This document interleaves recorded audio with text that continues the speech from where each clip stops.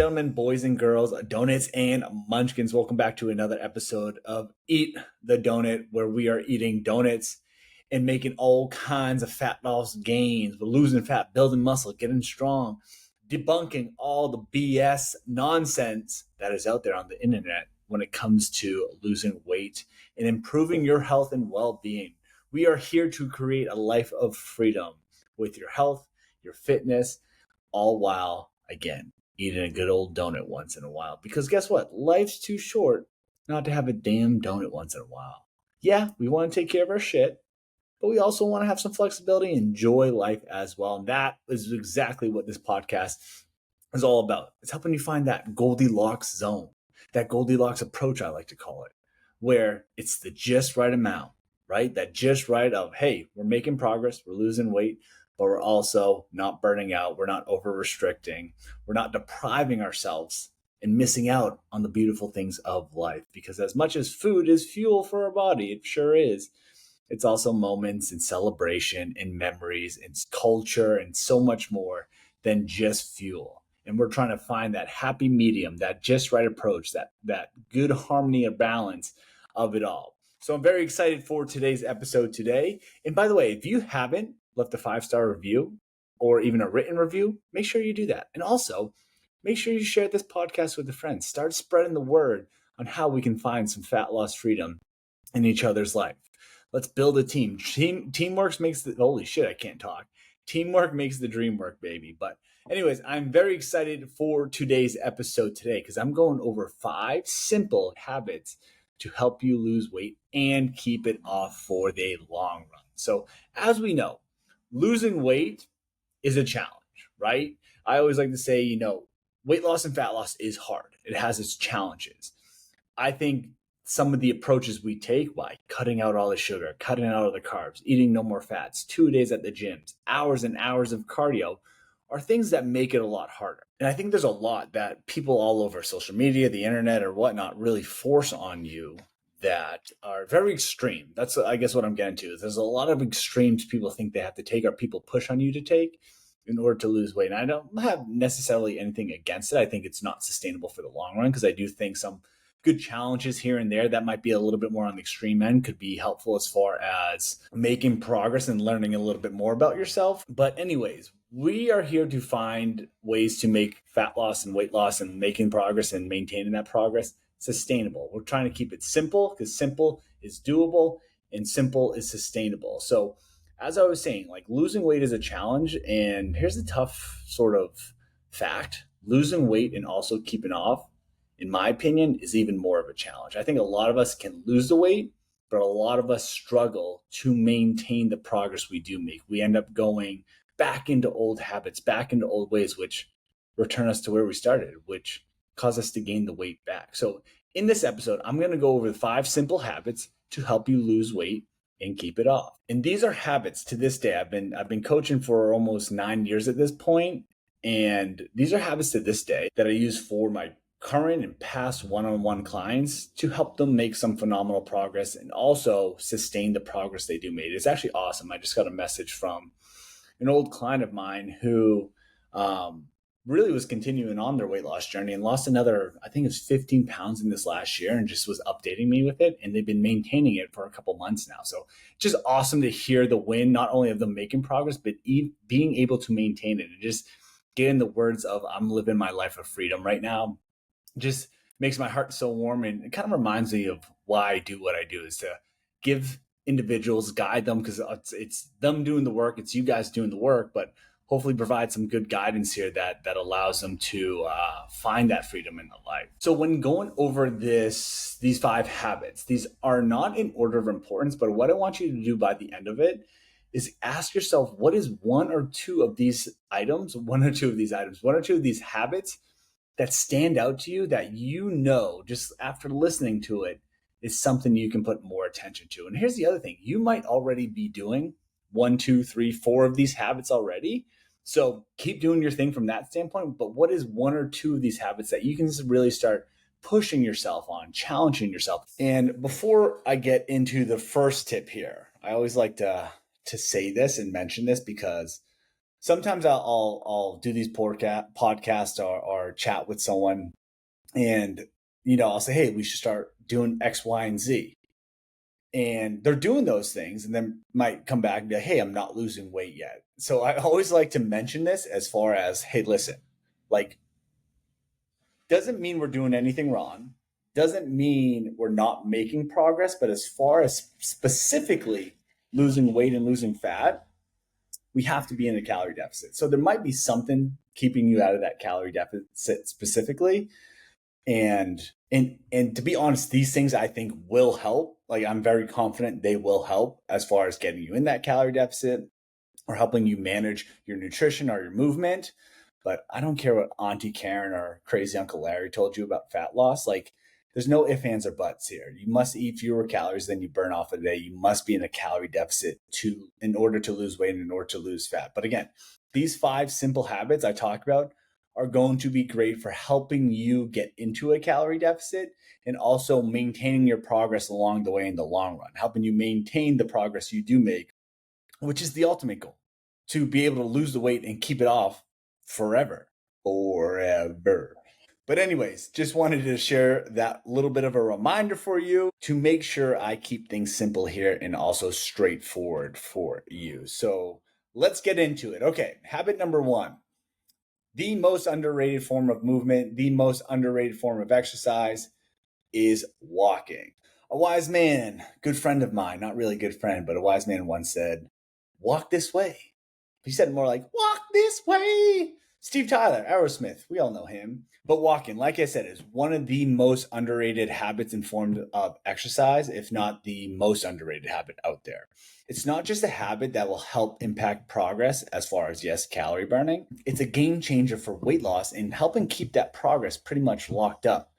It's not only going to impact you with the benefits from what comes physically from it, but it also extends into the benefits of your mental well-being, your mental health as well. Helps de-stress you. It helps clear your mind, helps calm any sort of emotions, helps you think straight. So I always like to make the joke as far as feeling cranky, go on a walk. Feeling stressed, go on a walk. Feeling happy, go on a walk. Feeling overwhelmed, go on a walk. Feeling anxious, go on a walk. Feeling low energy, go on a walk. But let's also look at the ways that will even increase your metabolic rate, aka your metabolism. So we have your metabolism, which is broken down into 4 components: your exercise activity, your thermic effect of food, your non-exercise activity, and then obviously we have our basal metabolic rate, which we don't have control over. That is just how many calories your body burns naturally if you were to lay in bed all day. For it to function, to stay alive pretty much. But when we look at your non-exercise activity, so that's basically you have your exercise activity, which is, your maybe 2, 3, 4 workouts a week. So that might be anywhere from 2 to 4 hours a week. And then we have your thermic effect of food, which will be impacted by eating more protein, meaning you burn more calories through the digestion process when you have protein compared to carbs and fats, because obviously your body's going to use energy and burn calories in order to digest. It just burns more when you have a higher protein diet. But then we have your NEAT, your non-exercise activity thermogenesis.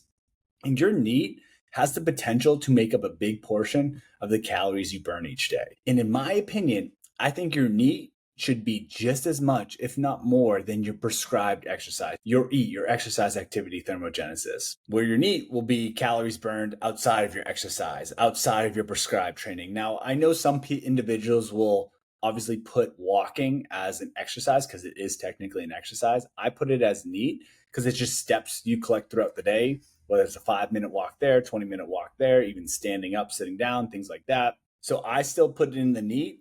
Doesn't really matter to me. At the end of the day, just get your steps in, get walking. But what makes walking pretty amazing, in my opinion, is that you can do it anywhere and anytime. Yes, it's that simple. It doesn't require equipment, doesn't require a gym membership, whether it's a stroll through the neighborhood, walk on your lunch break, or even taking the stairs versus the elevator, or parking far away to get some couple extra 100 steps there. These consistent steps accumulate and contribute to your overall NEAT over time. And as a result, walking becomes a habit that complements your diet, help aid in weight loss and weight maintenance. And like I was saying earlier, beyond just the physical benefits, the positive impact on mental health cannot be overstated here. It provides an opportunity to unplug, clear the mind, and reduce stress. And walking has this therapeutic effect, promoting this mental clarity, improving your mood, opening up even creativity. I know I get a lot of my content ideas when I just go out on a walk. It gives you some time and a chance to sort of disconnect from the world, from work, from relationships, or just life, to be honest. So, all in all, walking is just not a means of burning calories. Obviously, it's helpful from that standpoint, but it's also a great habit just for an overall holistic approach to health. It's truly an incredible habit, an underrated habit with an awesome return on investment, with an awesome ROI. And a great end goal for this is to be at 8,000 steps per day. Now, after saying that, I always like to remind people is if you're at 2,000 steps a day, I actually personally wouldn't expect you. I wouldn't even prescribe to you to do 8,000 steps a day. I would just increase your current step count by anywhere from probably 1,000 to 2,000 steps a day. So just think about how you can get some more steps in. Again, if you're listening to this and relating to this and feeling like you need to get more steps in, just take your current average right now and try to get 1,000 to 2,000 more steps a day. Try to add in an extra 10, 20 minutes of walking per day. And another thing I honestly like to do, I've been doing this a lot more for the past like year or two now with a lot of my one-on-one clients, is I'll actually give them an end goal for the week as far as, hey, let's say they're really honing in on trying to get 10,000 steps a day. So sometimes if your goal is to have 10,000 steps a day on average, I might make your goal, hey, for the week, I want you to get 70,000 steps for the week because that would be 10,000 steps a day on average. But if you have a tough day, if you have a busy day where you can't get 10,000 steps, that's okay. We're trying to get the average here to beat 70,000. Now, I don't want you to get 70,000 steps in one day and then do 0 steps the other 6 days. But what I might do is like, hey, if you have a low step count day, let's make your minimum 6,000, 7,000, 8,000. 5,000, like whatever it may be. On a quote unquote bad day, you still got 5, 6, 7,000 steps for the day. Because other days, you might get 12,000 steps, you might get 15,000 steps. But if our weekly average, no matter what, still equals around 10,000 steps per day, we're going to be in a great spot. So I'll do like a weekly goal as far as 70,000 steps per day, but I'll say, hey, your bare minimum for each day is 6,000 or 7,000 or whatever you want it to be. So right now, let's say you're getting 2,000 to 3,000 steps a day. So I might be like, hey, your bare minimum per day is going to be 4,000 steps per day. But your weekly goal, I actually want it to be 35,000 steps per day, which would be 5,000 steps on average per day. So on the worst of worst days, you still get 4,000 steps. Some other days you might get 6, 7, 8,000 steps. But as long as we're averaging 5,000 steps a day with a minimum of the worst day being 4,000 steps, I think that's a great little goal or target to set for yourself. All right, habit number 2, I'm biased here, but I truly think it is one of the best things we can do in life to, as far as not only lose weight and lose fat, but to live a higher quality life for a long, long time, is to strength train, lift some weights. Now, I know it's pretty much saying that walking is just as impactful, if not more impactful than your workouts, but that doesn't mean working out isn't beneficial, because the benefits of strength training are equally incredible. Now, specifically, strength training stands as, in my opinion, the habit for weight loss and sustainable progress. Obviously, during a workout, there are going to be calories burned, but it's also what's going to help with building muscle, building strength, helping improve your overall body composition, so creating that leaner, toner look. And not only does strength training help with building muscle, but it's also going to help with preserving the muscle you have and you gain over time, which helps in sustaining your progress long term. So lifting some weights is going to help maintain and grow your muscles even while you're losing weight and making sure that weight comes from our fat tissue. And another thing I want to add here is another, what I'll call underrated benefit of strength training as one of your habits, is it can help improve that discipline and commitment of yours. As we know, working out always doesn't tickle. It isn't always fun. I always say like working out shouldn't tickle. But the value of it will outweigh those things. It allows you to practice and strengthen your discipline. You learn the importance of having this delayed gratification versus this short-term gratification, playing the long game. And what you end up doing is you end up understanding this, again, quote unquote, suffering now through feeling amazing afterward. And that is more rewarding than skipping the workout for, let's say, a quick comfort and gratifying short-term thing only to feel like you're quote unquote suffering afterwards. You're feeling guilty afterwards. And just like walking, strength training will be sort of therapeutic as well, having a lot of benefits with your mental health, helping relieve stress, your anxiety, depression, which I know can intertwine with weight loss related challenges we face. Because after you train, you get this relief of endorphin that will again improve your mood and serve as this sort of like natural stress reliever and putting you maybe in this more positive mindset, feeling more resilient, feeling more empowered, feeling more badass, which again can be huge for navigating you through your weight loss journey. And to be honest, I have no research to back this up on hand, but people who I see exercise regularly always seem to be in this more net positive and happy mood versus this net cranky and miserable mood. And one tip I have here as far as shifting your mindset about strength training and exercising is not necessarily looking at it as like this chore obligation of oh, I got to work it out because I got to lose weight, or I have to get this exercise in because I got to drop 10 pounds this month. But it's actually when we shift into this long game and we're in this mindset of growing, becoming a better person, improving our health and well-being, every moment you have to work out, every scheduled workout you have, look at it as more of an opportunity. And I think that's with most things. Like if you get challenged on the weekends with your diet and your nutrition, every time you enter the weekend, you're like, oh, I got to stay on track with my diet. And then you slip up and then the whole weekend spirals. But look at it as the weekend as, hey, this is another opportunity for me to be a little bit different, to make some positive changes here and get used to that, build resilience through that and make these things more of a habit. So like when you're starting to learn new habits and implement them into your life, it takes repetition. It takes times and reps and practice of making it become second nature, making it become a habit.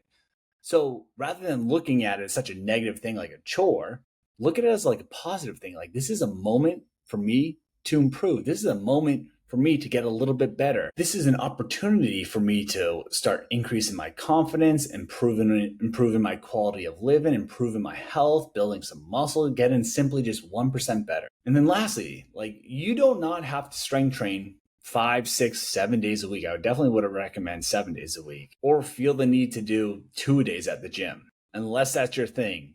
But set aside anywhere from maybe 30 to 60 minutes, 2, 3, 4 times a week, and you will still get all the fantastic benefits from strength training in helping you make progress and in long term maintain your progress. All right, tip number 3. This is from through my one-on-one coaching. I think again this is very underrated, as far as I don't think many people think about this habit, but it's simply just stress management tactics, learning how to manage your emotion, manage your stress. Now I'll say this, you're going to feel all the emotions. We're humans, we were developed with all these emotions. So if you feel a certain emotion and you feel like, what's wrong with me? There's absolutely nothing wrong with you. You were created to feel those emotions. It's actually a very beautiful thing if we think about it. And when you feel these emotions, we don't want to suppress them. We don't want to ignore them. We actually want to give them space. So when it comes to managing your stress, I think this is vital for weight loss and weight maintenance. Is learning the strategies and tactics that can help you take care of your mental health, that can help you manage your stress and your feelings of being overwhelmed and anxiety, so we don't make decisions that might throw us off track, that don't cause us to spiral. And like I was saying, I think this one's often overshadowed by the spotlight of obviously diet and exercise, because those are obviously important too. But the relationship between like stress management and weight gain is no secret. When our stress increases, it triggers this response that cause you to make these choices that can challenge you to lose weight or keep it off. And I think to succeed with weight loss and maintaining it, we must have some tools to help manage our stress, to help manage our emotion, especially if you're struggling with emotional eating or always finding yourself choosing to indulge in foods to comfort those emotions, to suppress those emotions. So let's go over some tactics here, some practical techniques that you can start to implement into your daily routine to help you stay consistent and manage your nutrition versus saying fuck it and go and eat the entire pizza with the entire pint of ice cream. So we have meditation, which can help calm your mind, reduce your stress, teach you how to be present and in the moment, and improve your overall mental well-being. Obviously exercise, we went over that, can release those endorphins, naturally improve your mood and reduce stress levels. Walking as well there. We can practice mindfulness. Again, learning to be present in the moment and mindful of your choices can help reduce stress-related emotional eating. Journaling, just getting on paper everything that's going through your mind. Sometimes our thoughts and emotions get trapped in our mind and they're just kind of bouncing around up there and they're having a hard time sort of release them. But take those thoughts, put it on paper. Plus, it can get you a little bit more clear. One, it'll be stress relieving in the act of doing it itself. But again, it'll help you be clear, maybe set some reminders of what's going on in the present moment. And even sometimes, I know for me, is it ends up taking a situation in my head that feels so catastrophic and making me realize it's actually okay. It's not as big or as catastrophic as I think it is. Like the whole idea of, oh, I ate the cookie, I ruined all my progress. Like that's catastrophic. But we realize when we write it down, wait, eating one cookie didn't ruin anyone's progress. Just like having one salad didn't make everyone's progress. Another one is learning how to treat yourself. I think sometimes we get so caught up in life that we're missing out on the joys and pleasure that life has to offer as well. So I'm thinking about like pamper yourself, like get your nails done, get a massage, get haircuts. I like to get my haircut ideally every 2 weeks because it makes me feel good, makes me feel fresh. Do a spa day or do some sort of fun experience. If you like to garden, do gardening, read a book, like find these things you like to do in life and really enjoy in life and just implement them into your life, keep them in your life.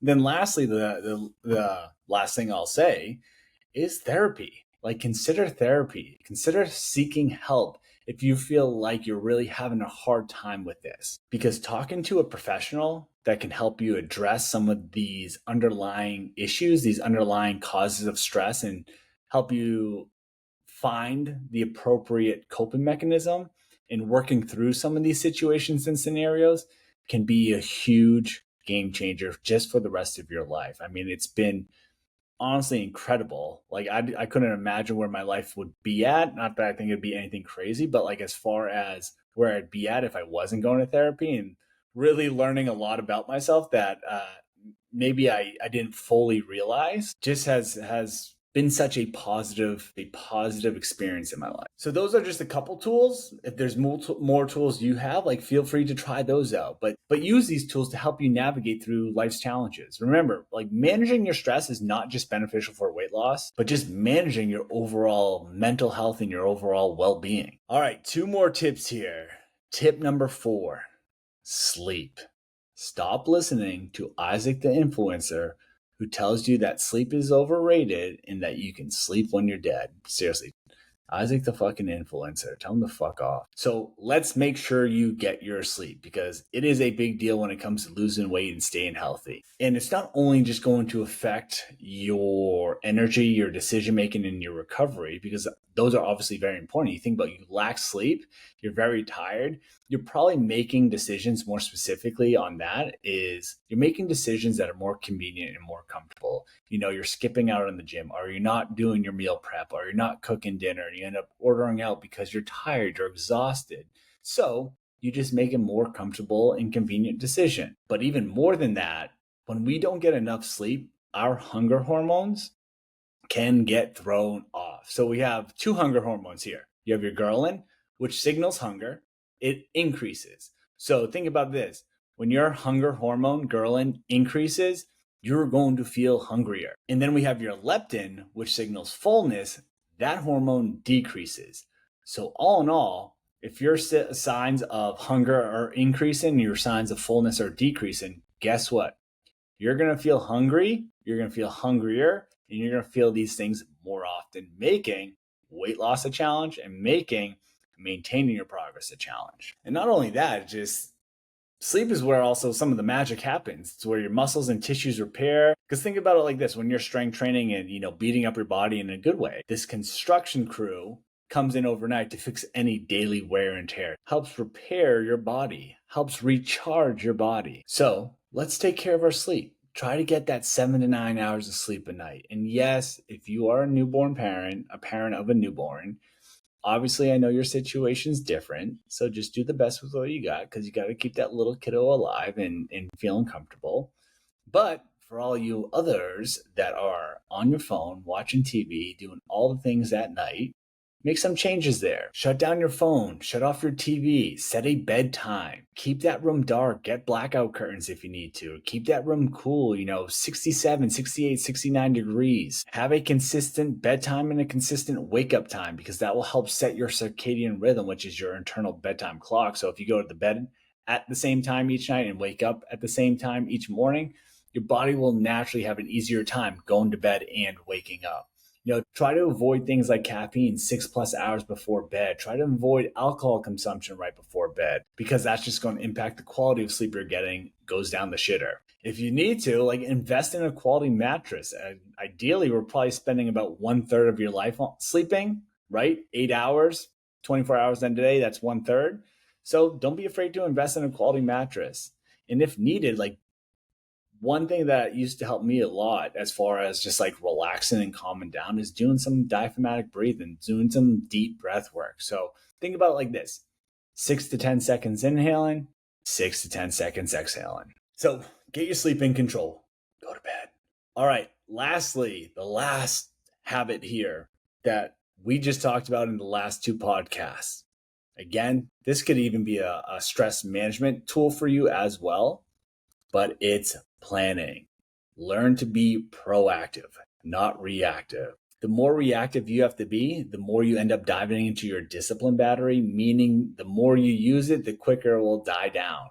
And the faster it dies down, the more chance you have of making this easy, comfortable decisions that throw you off your consistency. But the more you plan and be proactive about your choices and what things will look like, the fewer decisions you have to make in the moment and the less discipline you have to use of that discipline battery because you're already making the decisions. That's what planning is. It's making choices ahead of time.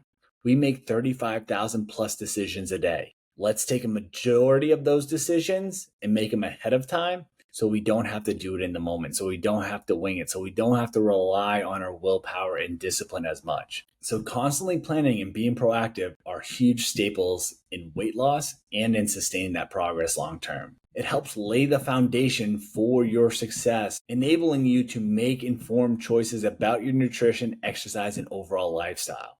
And by anticipating challenges and developing strategies in advance, you can navigate these obstacles more confidently, resiliently, and purposefully. For instance, meal planning allows you to make more mindful choices ahead of time. After a long day of work, we've all been there and don't have dinner planned out. So what do? We order out. We order DoorDash. We order Uber Eats. We go through the drive-thru, which throws us off track for what we had as expectations that day. But when we plan, it reduces that likelihood of the impulsive off-track option. It's there to empower you to align your habits with your weight loss targets, with your weight loss goals. With exercise, create structure to your routine. Schedule those workouts in advance. This is going to establish a commitment and clear focus for your week of training. Even simply getting your gym bag ready and your gym clothes ready the night before an early morning workout is much easier, and you have fewer decisions that morning with using less mental energy. So planning is simply just a tool, but a tool for time and energy management, ensuring that priorities such as meal prepping, exercise are easier to integrate into your daily life, and it establishes this rhythm and routine supporting your goals. And ultimately, planning and just being proactive is such a good investment into your own health and well-being and starts to transform this whole weight loss journey from being or having this reactive response to a more active and intentional response. So start planning. And then I do have a bonus tip here. And the bonus tip, simple. Make sure you're paying attention to your data. Just simply having an idea where your data is at can help you just stay aware. Staying aware of your weight, your strength, body composition, how your clothes fit, can help keep you informed of if things are maintained, or maybe you've been a little bit more flexible than you usually have been and need to redial things back in. Or maybe you can even be a little bit more flexible than you have been. Now, I'm not saying you have to be obsessed with it, but just having a general knowledge of these metrics, whether it's weight, body composition, how clothes are fitting, whatever it may be, just can provide information for yourself in case you need it. And in case you have to make any sort of adjustments on your end to help, again, just dial things back in or keep yourself in check. And it can also be helpful from like keeping you accountable, staying mindful of things, and just not letting things slip too far back. Because I get it, like life is going to go up and down, things are going to happen, but just being aware of what the data is, what the metrics are saying, what's kind of going on, can just keep you informed of everything. So again, if you need to make adjustments, you can. If you need to dial things back or dial things forward, like you can. But there you have it. 5 plus a bonus tip there. Things, simple habits that can really make the big difference as far as losing weight, but also maintain the progress you do have. So again, we'll go through it. 1, walking, get those steps in, increase that step count. 2, strength training, find 2 to 4 days a week, maybe 30 to 60 minute sessions of strength training just to help improve, obviously, your physical body, like your weight loss, your fat loss, your toner, leaner look, but also improve just your overall mental and physical health, as far as just like your quality of life. 3, like I said, most weight loss programs don't even think about this, but stress management, making sure you're finding tactics to help manage your stress, manage your emotions, so you can make choices that stay aligned with your goals and don't throw you too far off track. 4, sleep, making sure you're getting enough sleep so you can better manage your hunger and better manage your decision making behind that and your mental energy there. Then 5, planning. Be proactive, not reactive to things. Plan ahead, make those decisions ahead of time for yourself. And then, like I said, the bonus tip is just know what's going on, pay attention to your data, be informed of yourself, and kind of stay on top of that so you can stay more aware. So there you have it. 5 plus 1 important habits to help you lose weight, keep the weight off afterwards. Now, I would love to hear from you, whether you send me a message or get in contact with me some way, somehow. But which one of these habits really stand out to you? Which 1 or 2 do you feel like you can start improving on? And which 1 or 2 or 3 or 4 do you feel like you're actually doing a pretty good job on? So I'd love to hear your feedback here. And if you obviously have any questions, any feedback for me, do not hesitate to reach out. All my information where you can contact me is in the show notes. But other than that, go crush it. Keep doing your thing. Keep putting in that effort. Keep it simple. Stay consistent and go crush those goals. Let's go. LFG, baby. Let's fucking go. But anyways, I appreciate you for tuning in. We'll be back, of course, but I really appreciate you for checking out this podcast. And like I said early on, if you really enjoyed it, please go ahead and leave a 5-star review, even a written review. Share it to a friend. It would mean the world to me. But like I said, keep doing your thing. Keep getting after it. I believe in you. As always, go eat the damn donut. We'll talk soon. Cheers.